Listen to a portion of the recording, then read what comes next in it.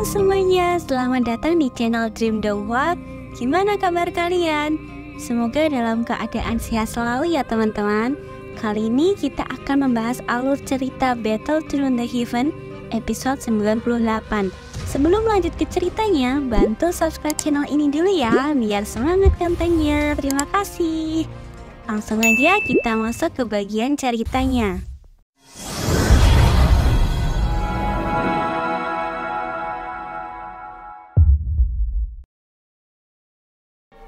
Cerita berawal dari kemunculan sesosok hitam besar yang melayang di udara. Tidak lain adalah Raja Serigala Abu-Abu.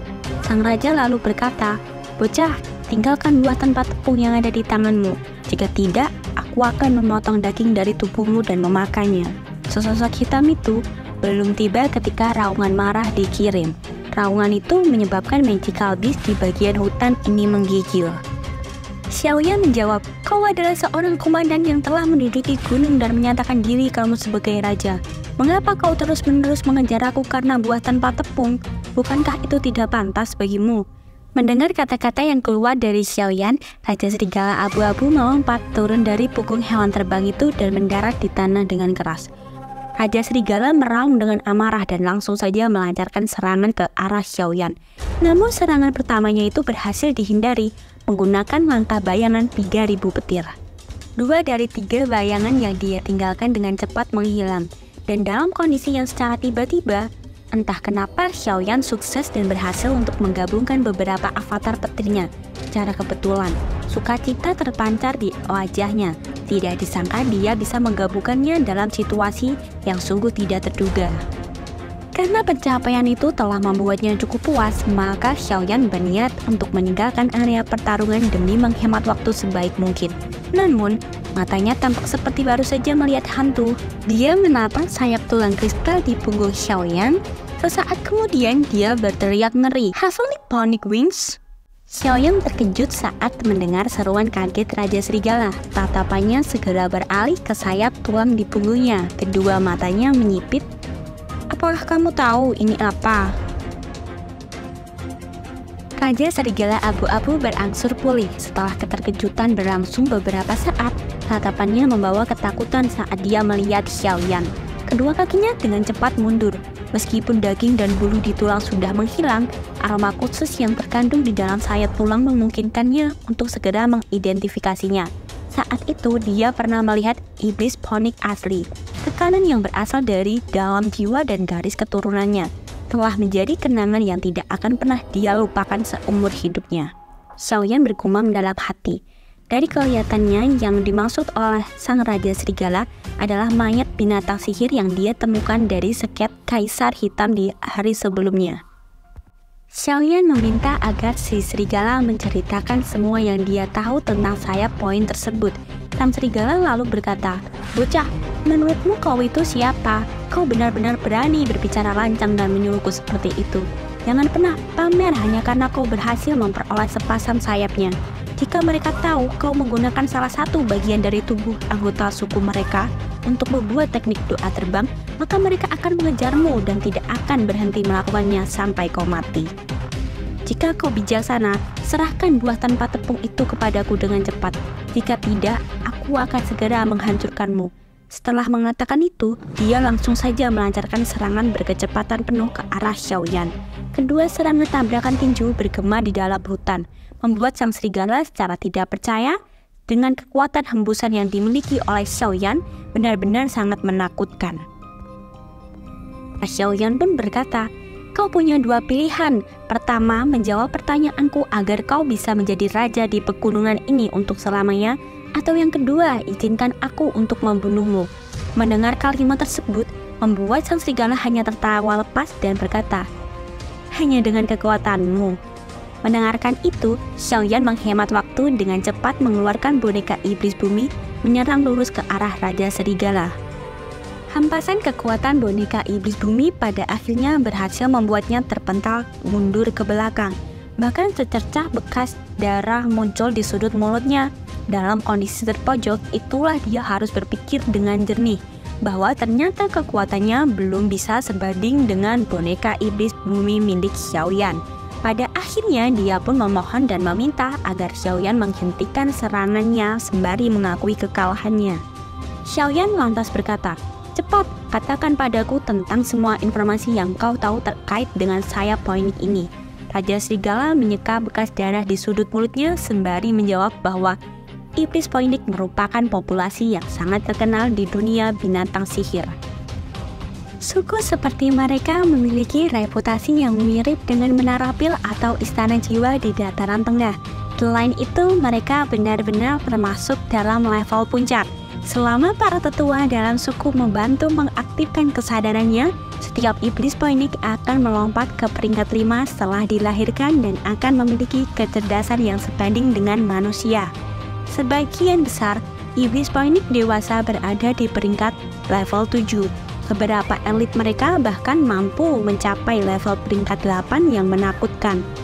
Karena dengan kekuatan mereka, bahkan faksi setiap menara pil dan juga istana jiwa tidak akan berani menyentuh suku poinik secara sembarangan.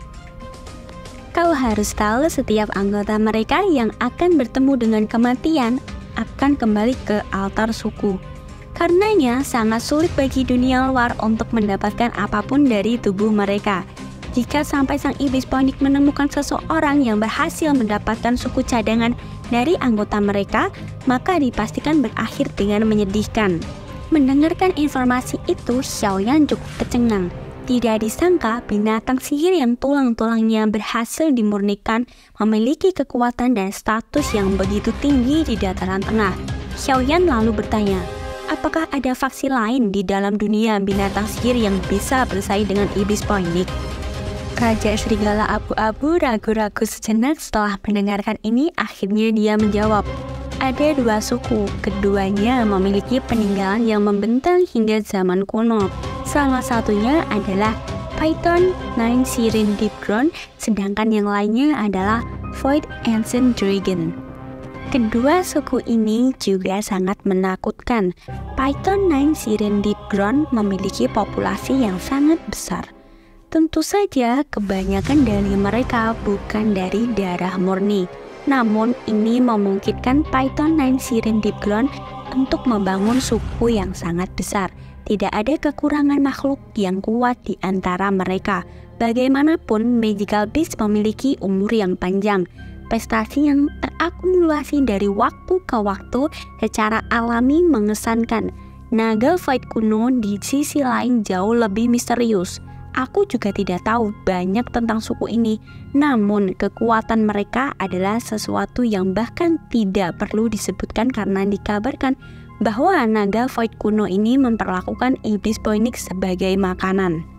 Kekuatan spesial yang mereka miliki juga luar biasa, mampu melakukan perjalanan melalui dimensi kosong sesuka hati dan bisa menjadi tunggangan sempurna untuk berangkat kemana saja. Setelah mendengarkan itu, Xiaoyan termenung panjang sejenak. Dia bertanya-tanya, mungkinkah dari informasi yang diterimanya, naga Void kuno ada hubungannya dengan Xiaoyan?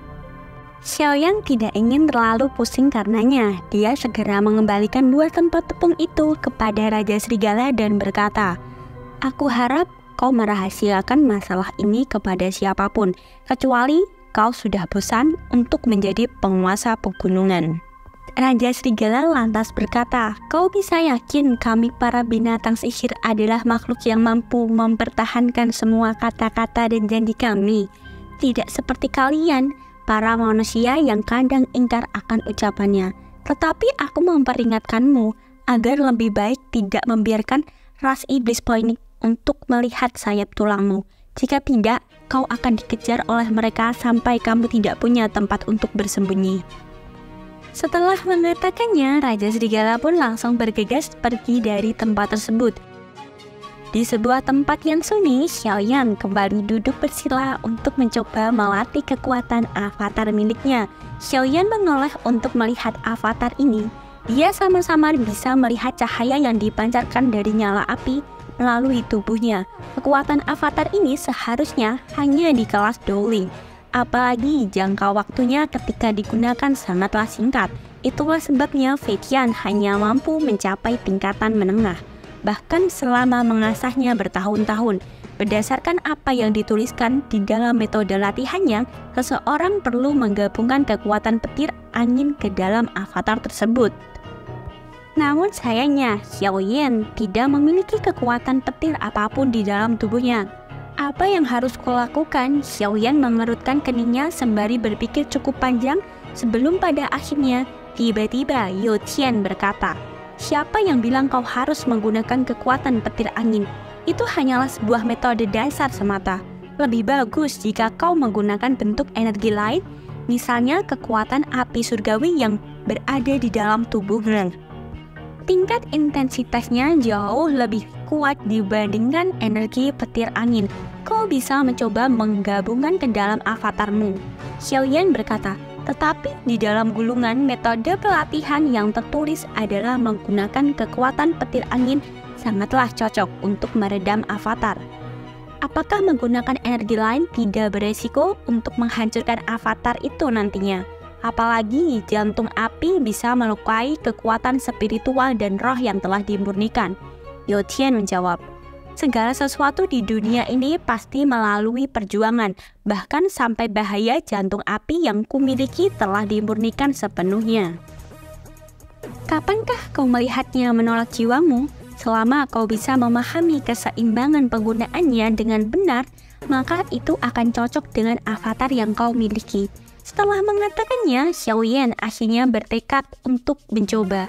Kekuatan spiritual kembali membawanya ke sebuah ruang datar, sementara gugusan jantung api muncul di tangannya dan langsung saja membungkus beberapa avatar petir yang dikeluarkan. Bahkan seluruh tubuhnya pun ikut terbungkus dengan nyala api surgawi. Yu Qian berkata, turunkan suhunya, kau harus menjaga nyala api pada tingkat tertentu. Kau harus melakukannya dengan kemampuan tebakanmu sendiri. Energi api surgawi secara perlahan jauh lebih redup dan suhunya cukup kecil dibandingkan sebelumnya.